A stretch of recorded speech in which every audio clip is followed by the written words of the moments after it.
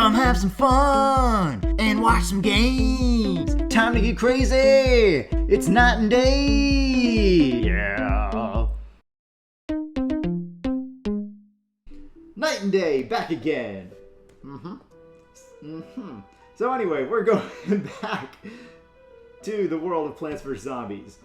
So many cute and creative and amazing zombies. And yeah, the zombies are funny, the plants are creative. It's a very, very, very fun game.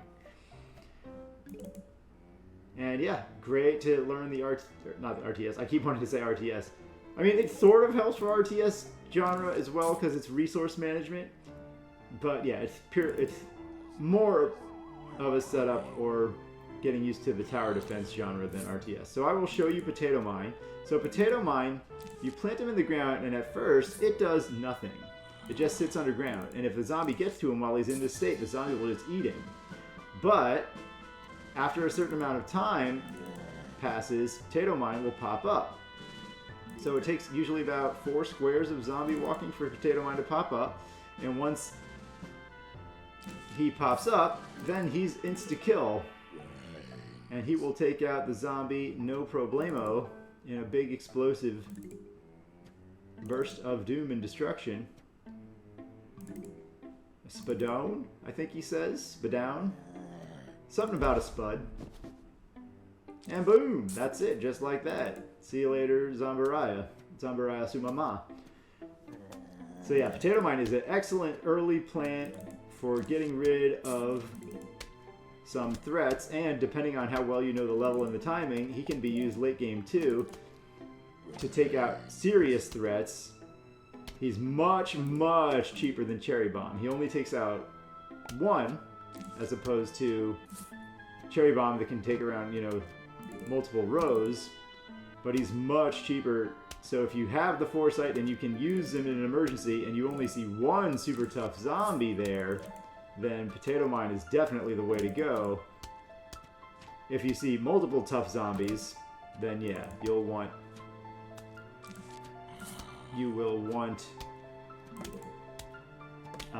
Cherry Bomb for that. Hello Conehead.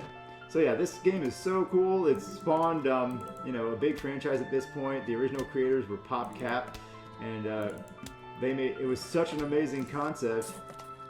Oh, this guy's getting close. Should I use a wall? And the actual... we probably don't need a wall. Oh, pole vaulting zombies are already here. So pole vaulting zombies pose a problem for walls. Maybe we'll have to... I think I planted the second plant early enough. Yeah, okay. So if you have 2 pea shooters, but while pole vaulter is just getting on board on the screen, that will stop the pole vaulter before he gets over to your plant. But as you see, he's doing a little run. He's been exercising, or he had been before he died in the apocalypse and turned into a zombie. And so he runs and he jumps over the first plant he encounters, including your walnuts. So pole vaulting zombie is basically the defense or the zombie's answer to your walnuts. So whatever the first plant is that is encountered, he will jump right the heck over it. And then he will continue. After his jump is done, he starts moving more slowly though. So that's the good old trade-off. So another thing that you can see when playing this game is how much OCD you have about keeping your garden symmetric. If you have like a big need to keep everything symmetrical, then that might come to the forefront and you'll realize, oh no, every single level has to have a garden that by the end looks completely symmetrical.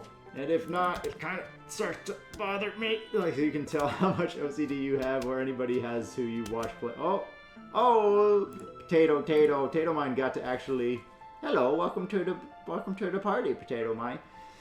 So yes, if you can imagine little 4-year-olds running around going Tato, pretending to be a Potato Mine a la Pokemon, where the creature says its own name. You can see it's a very cute scenario to be in.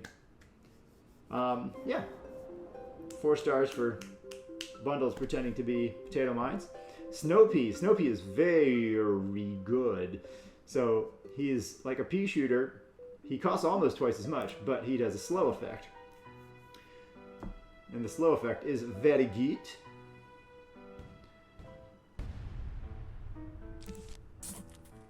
Because it slows the zombie down. So he's basically as good as 2 pea shooters, but even better because the slow effect lets him hit extra hits in just for his own attack, even though he costs more.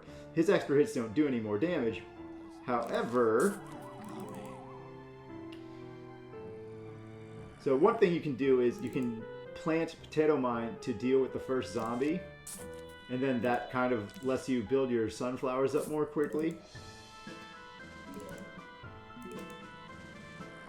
That's one strategy you can use with Potato Mine. Another strategy is, like I said, if you see a single tough zombie coming in the field, you can use a Potato Mine down your whatever row he's on to take him out. Alright, so this time we're going to put the pea shooters 1 row forward. You can see this is the first level in the lower right, 1-7. This is the very first level where we have 2 flags, 2 red flags. Oh boy.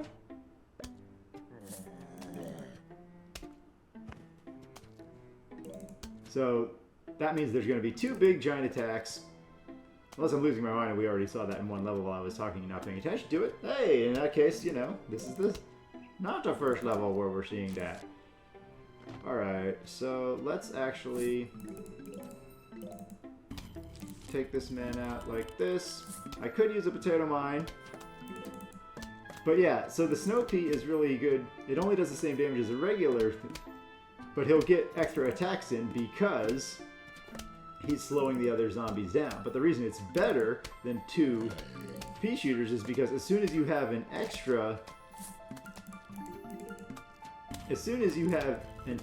plant in that row, then the Snow Pea itself is not the only one that's getting extra attacks in. Every single plant in the row is getting extra attacks in.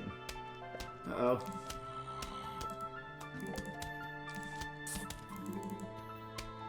Snow Pea is also very good at making running zombie less of a challenge.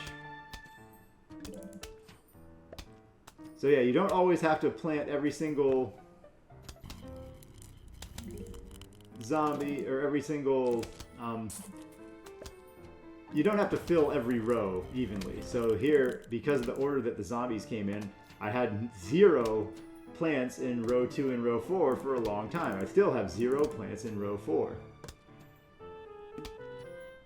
Because you can just plant defensively and put your plants where the zombies are actually entering into the field, as opposed to putting the plant where yeah, we're good here.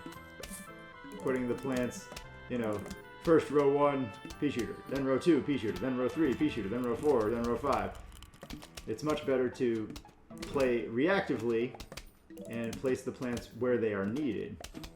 That may seem like an obvious thing. It is kind of obvious in tower defense, but there's a lot of cases where I guess we'll put these guys a little in front just in case. Alright, here's the first big attack. So we'll put the walnut a little bit in front. Hello, running zombie. Just in case we have enough sun and the level's long enough, it'll let us have a 3rd column of offensive plants. I don't think the level will be long enough for that. It all depends. But yeah. Generally, this game has a snowball effect where if you start doing well at the beginning, then you'll have enough of an advantage to just keep your offense improving, and you know, as more and more zombies come in, you'll have a larger and larger defensive force that's capable of handling them. But if you start struggling at the beginning, and the zombies start chipping away at your defenses and taking out your plants, then it starts to get a little bit hairy, and they can start wearing you down over time. So one thing about the walnut, I guess we can add additional plants, so why not? We have the sun for it. I was just kind of holding on to the sun. One thing that you could potentially do with the walnuts or the other defensive plants, you can see that each plant is gray after you plant it. And then there's a little, the color starts returning to it a little bit. And you can see that's basically the recharge rate or the cooldown rate before you can plant again. Pop, pop, pop, pop, pop, pop, pop, pop. All the heads are gone. I kind of want to show this guy jumping. So maybe I'll throw a random walnut in front of a random running dude. So yeah, one thing to keep in mind with the walnuts is you might want to start planting them earlier. I did not do that in this level, but what you can do is plant them super early so that you can make sure that you have enough time in the duration of the level to plant them in every single row.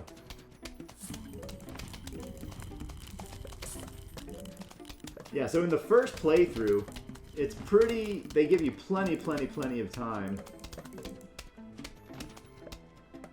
Yeah, you can see Potato Mine and Walnut, they both recharge more slowly than everybody else that we have so far. Alright, so we did fill in that extra row, or column rather. Huge wave of zombies is approaching. So let me just, no, I don't have, I can throw a sunflower out there just to show you how running guy likes to jump right over. Just like that.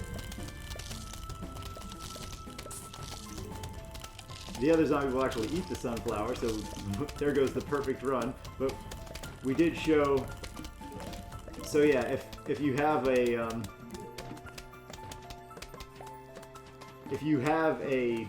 walnut, then running zombie won't give a crap. He will just pole vault right over that thing.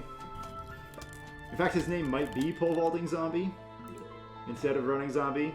I'm just used to calling him running zombie. And just in case this makes anybody else in the audience feel better, there you go. We've got the last potato mine in there. Potato mine. And the next plant that we get is Chomper. It's a kind of a really cool idea for a plant. You want to pop up, baby? And Chomper will eat a zombie whole. So, look at our garden, just everybody's just rocking out, bobbing and weaving, bobbing and weaving. Look what we did, we stopped the zombie invasion, yeah, give us a raise. Alright, so, the Chomper is a giant Venus flytrap, feed me Seymour, who's going to actually eat a zombie whole. Oh, we finally have enough plants where it forces you to pick and choose. So, we will show off Chomper. Oh, and there's a Buckethead zombie over here. Buckethead zombie is basically like Conehead zombie. The bucket is an even more powerful armor for the zombie, so he takes more shots before he's defeated. So I guess what we'll do on this level, I don't like every plant in the game equally, but I will show off every plant in the game. At least that's the plan. At least once, before settling in back to a routine.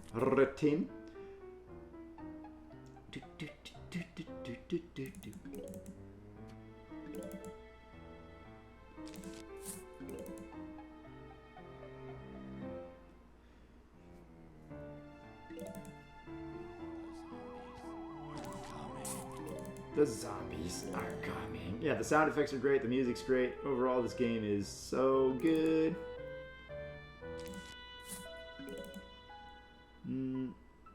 Yeah, guess we will potato it up. Alright, so the zombie is 4 squares away, so that should be plenty of time for Potato Mine to exist. Oh, there's only one flag in this level. Okay. So, that's one thing. If you don't know if you don't know the level before you play it, then it's harder to pick which plants are going to be the absolute most efficient. Generally, for longer levels, it's good to pick one plant that's cheaper, such as the pea shooter, and then at least one plant that is expensive in the, you know, over 200 range. Like, there's higher tier plants later that can do a lot of damage that cost over 300. Sun. But for certain levels like this where it's only one flag, those become kind of bad choices because... Alright, I'll show you a Chomper. We'll put him here. Sure. We won't have enough. So, we won't have enough time to like fill this garden fully out. But yeah, for only one flag, it means this level is going to be, the progress meter in the bottom right, the zombie head is already halfway across. So this level is already halfway over. Boom! And Chomper just eats that man. That's it. He is toast. But now you can see the Chomper is in a chewing animation. So while the Chomper is chewing, he will not eat another zombie. And if another zombie gets close to him, the other zombie will just go ahead and eat him. So you can hear the dink-donk-dink when a pea shooter hits this guy. You can hear little thumps when the pea shooters hit the other zombies too, like the conehead ones. But yeah, this bucket hasn't even taken much damage yet. There'll be different animations just like with the cone when it does. So the bucket head is definitely something you want a potato mine for, or a cherry bomb. Or if it's a longer level, you can have enough regular ammo plants to take that guy out. But for this kind of level, that's not actually, we don't necessarily have enough time. So yeah, as I was saying, the zombie progress head was already halfway across the level. So this is not at all a good level for having, what do you call it? For having super expensive plants. Because you're not going to generally have, well right now I do have 400 sun, but you're not generally going to have 400 sun to play around with for... Like, I mean, even if I did plant one expensive plant, then that would be it. I could get one or maybe two at the very, very end of the level, and that's it. Alright, so one thing that's cool about Chomper, which I'll show you here, is Chomper can actually eat from one space ahead. So a great, great pair with Chomper, as I'm doing here, is the walnut. Any sort of defense plant, the Chomper can eat one space ahead, and he will chomp that zombie. And the walnut will in turn protect the Chomper from the next zombie eating him, eating the Chomper, while the Chomper is chewing, chewing, chewing. So that is a great combo. Also, I think they even tell you in what's called the Zombie Almanac in this game. Okay, let's see a little of this action, because here we can see a regular zombie and a bucket head. Oh, the regular zombie was in front. So yeah, another interesting combo you can do is to actually have two Chompers, like this in the top row. So two Chompers next to each other. Again, the back Chomper will eat from one space behind. So he can go ahead and actually eat the other zombie. So Chomper costs 150, but if he eats two zombies, then it's basically like you got two insta-kills out of him instead of just the one that you would get for the 150 for the cherry bomb. So is one always better than the other? No, it all depends on how many zombies your Chomper can eat over time. For longer levels, a Chomper might get lots and lots of successive chomps, or for longer levels there might be a giant horde at the end where you can take out, you know, 10 zombies or at least more than 5 zombies with one cherry bomb. And there you go. In that case, that might be the most efficient. Hi, everyone. Hi, everyone. Yeah, this is Bundle Town. This is Bundle Town. Yeah, night and day back again. Sometimes Bundle Town intersects with Bucket Town from the usual night and day. And then we get all sorts of craziness and Zerberts and raspberries and everything going on. And Plants vs. Zombies. And Plants vs. Zombies, that's right. We already mentioned how Plants vs. Zombies is a great way, a great introduction to tower defense, and then by virtue of that, RTS as well, real-time strategy. So, gonna put our money where our mouth is, and Trevor is 7 and Nathan is 5, and they're gonna play some levels too. And I figured, you know, we could just show them playing the very first levels in the whole game, but yeah, I mean, anybody can do those levels. So I want to show that it's a good intro for anyone, including younger people, by demonstrating that they can play the hardest levels in each stage, not the easiest ones. So we're going to do level 1-9, 2-9, etc., all the hardest levels in each world. So you guys ready to dive in? Yeah. All right, let's do it. All right, here we go. So this is level 1-9. This is the hardest level in World 1. And your turn, Trevor, so pick whatever plants you want. Except 10. I thought Well, it's... no, 110 is a conveyor belt level, right? I thought it's 1-9. Yeah, it's level 1-9. You can say 1-9, 1-9. You can say whatever you want, but it's the 9th level Of 1. in World 1. Yeah, that's right. So you go ahead and pick your plants, buddy. Sunflower. Because it's super early in the game, we don't have a lot of plants left. So What? Until later? that's right. We didn't unlock a lot of plants yet at the very, very beginning of the game. Great. Yeah. All right. So Trevor's going to take on this level, and he's going to show you that it can be done. No problem. So if you are ever nervous about playing Is it my turn for Plants 10? vs. Zombies, Is it my turn for 10? is it your turn for 10? It's your turn for level 2-9, buddy. Level 2-9. You don't really need to do 110 because in most of the worlds, level 10 is a lot easier. And this is not hard mode? This is not hard mode, that's right. You're so good at the game that both of you guys have played hard mode a little bit. But then who is going to play 1-10? We're going to just let you guys play the hardest levels, so you don't really need to play level 1-10. I'm going to play level 1-10 basically. Daddy will play that one, okay? I like those levels. Okay, we can play them later for fun. You want to play it just for fun? Yeah, okay, you can play it for fun. That's no problem. Okay, good. But the reason we're going to do it this way and let you guys play level 9 to show all the people is because level 9 is usually the hardest level. And then level 10 is usually a level that's a little bit, it's different kind of game. It's more fun and it's less of a challenge in most of the worlds because it's the conveyor belt where you don't have to worry about planting the sunflowers and all that. So it's slightly different kind of game and it's usually easier. Except for World 5. I'll let you do, how about I let you do World 5-10. Does that sound good? The super last level. You want to do that one? Yeah. Because that one is actually pretty challenging. In fact, I already know how. You do know how. I did it, and I watched Forever Boy, and I've already did it on Nathan. That's right, you did it on the Nathan level. So I found out reason to do this again.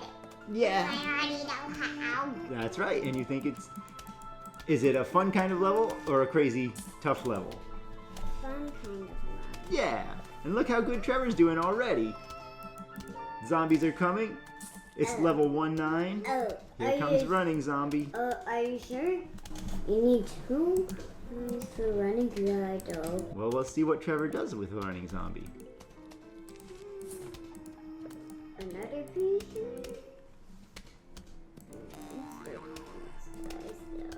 Yeah, running zombie's gonna try chomping, but he got him just in time.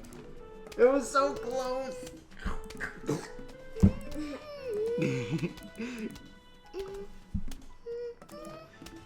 That was very close, Trevor, but you got him just in time.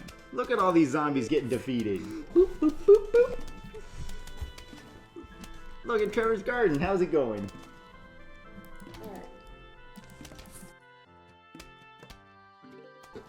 Boop, boop, boop. Boop, boop, boop, boop, boop. Boop, boop, boop, boop, boop. Here comes the first big attack, Trevor. You're doing great so far. So as you can see, Trevor's doing fine. He did some nice management at the beginning between shuffling, putting in offensive plants and getting his sunflower garden up there. And he got the whole garden looking good. He's able to handle the first big attack, no problem. We'll see how he keeps going. Look at all these zombies getting smashed. And crashed. And crashed? Smashed and crashed? Yeah, that's a good way to say it. Running zombie's coming, but with 3 pea shooters, running zombie is toast. Other ways you can block the running zombie's pole vaulting zombie. Another way you can take out pole vault zombie is just to put a plant earlier in his path so that he jumps faster. He'll jump at the first plant he encounters, and as soon as he's jumped, he starts moving slower. So if you put one way out there, it'll slow him down so he won't get right on top of your plants in the back of your garden. I don't know why. Yeah, it was super close. That was close. But 4 pea shooters is enough to take out Buckethead before he gets to the garden. Look at all these pea shooters. Look at all these pea shooters. You have enough money to do more expensive plants like snow pea if you want. Except You have enough sun. Not enough sun for cherry bombs. No pea Chomper. Well, he can not do all of them right now, but he has enough to do a Chomper or snow pea or cherry bomb.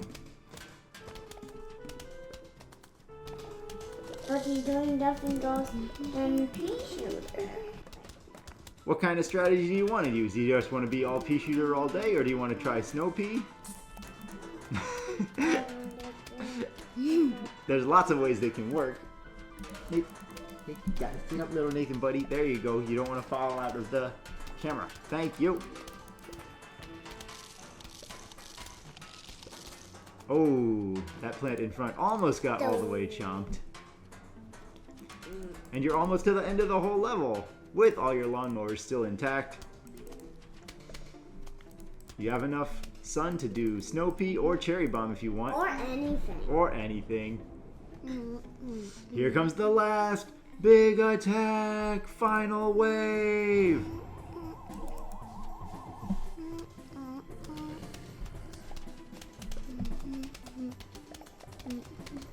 He has enough to do 3 Peter.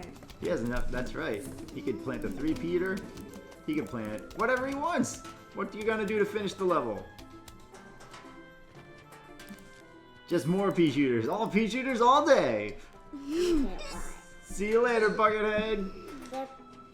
Look at that. Look at that. There you go. You even got some symmetry going.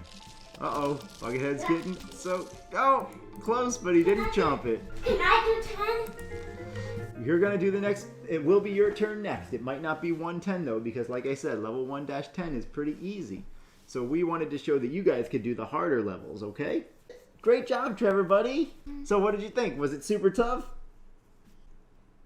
It was a piece of cake. A piece of cake, all right. No problem. You almost had a couple of plants eaten. It was really close just in front, but other than that pole vaulting zombie, it wasn't really a thing because even if those front pea shooters got eaten, you had, 4 behind that, so the bucketheads weren't going to get all the way through. No way. You didn't lose a single lawnmower. That's what we wanted to show you guys. This game is a great introduction. Kids can play it, grown-ups can play it, whatever level that you're at. This is a great introduction to playing tower defense or real-time strategy, or by extension, even other genres, that sort of thing. So yeah, Plants vs. Zombies is a lot of fun. What do you guys think? Good. Just good. Good. Yeah, awesome. Excellent. Yeah, alright, okay. So now we'll go to the next level. And at the end of level 1-9, you always get a challenge note written so kindly from the zombies. Hello, we are about to launch an all-out attack on your house. Sincerely, the zombies. So yeah, they're really polite. And that means that the 10th level of every stage, or the 10th stage of every level, whatever way you want to say it, is a boss battle. And the boss battles in Plants vs. Zombies 1 mean you get the conveyor belt going. So no sunflowers. You don't have to do the resource management. You just have to do planting the planties. So it's going to give you plants that you don't control the order of. So in that way, it's actually a little bit...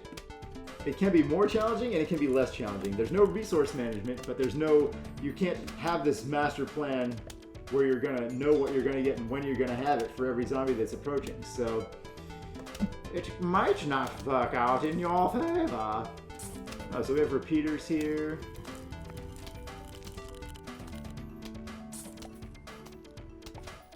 Oh, this guy's getting close, but I think we'll be able to pop him in time. There we go, just in time.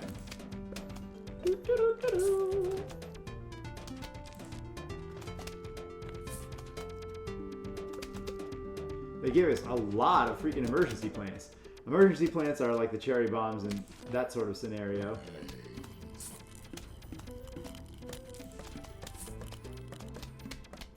Alright, so I'm going to put my wall pretty far out front just in case.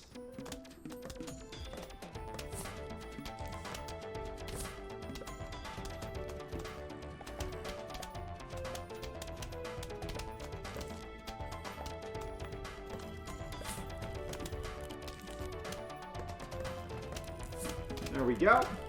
So I'm trying to plan a little bit ahead. I don't remember exactly how long the stage is. I mean, you can see it's 2 flags, but I don't know exactly what that translates into.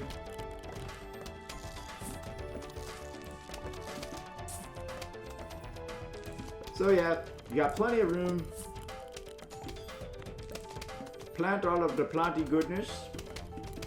So I guess we'll put snow peas in the back and then repeaters and then pea shooters. Should I dig that guy up? Is it gonna bother people? I guess. I mean, I don't want to bother people, but it's gonna be one of those things where not every garden's gonna be perfect. Oh yay, we got to see a jumping zombie actually in action doing his thing. And then immediately getting obliterated. Oh wow, there's enough repeaters to put repeaters in different places. Alright, that's fine with me. Now the best thing is to have at least 1 snow pea on every row. You might not actually want more than that. Should I use potato mines? I mean, I guess. Wow, they give you more walnuts than you even need. Yeah, maybe I should have put the walnuts even farther.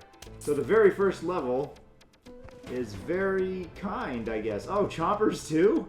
Wow, the first boss level is a little bit more kind than I would have expected.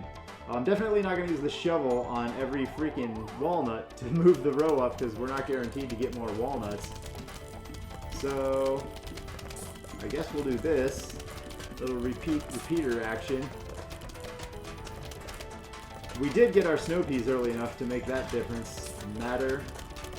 I mean, hey everybody. Ba-boom. So yeah, that really isn't enough of a challenge here. I would have needed to put the walnuts so far out to use every plant that they're giving us here. Yeah? Use a cherry bomb, I guess?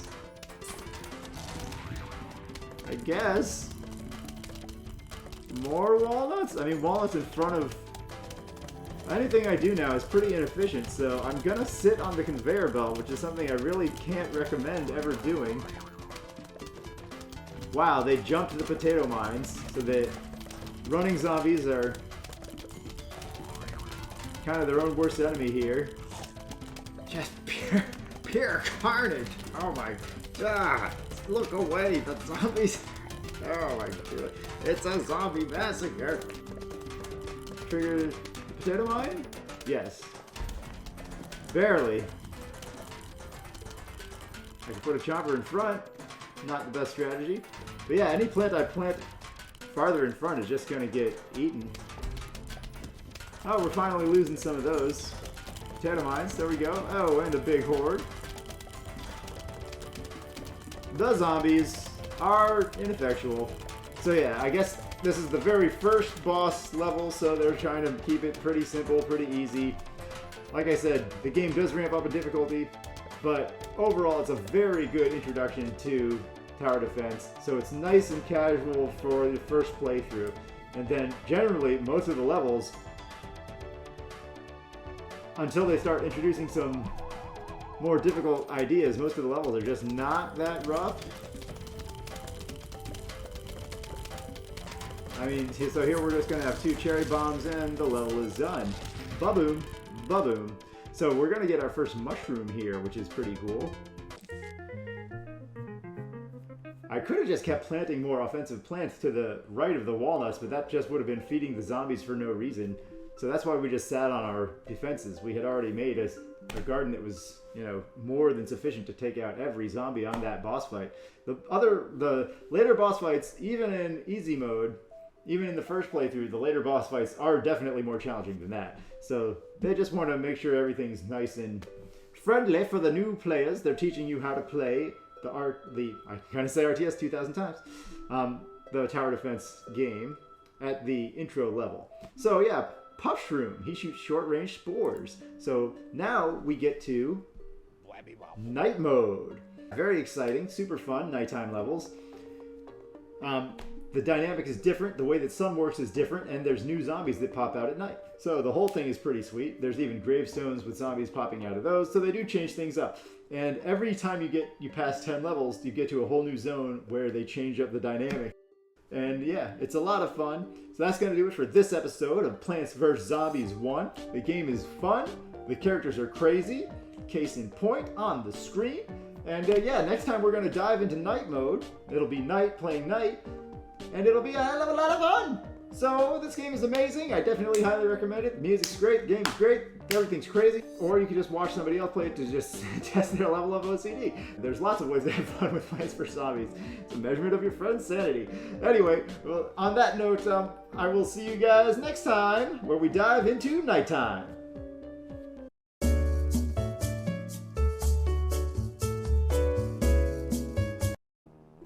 Welcome, friend.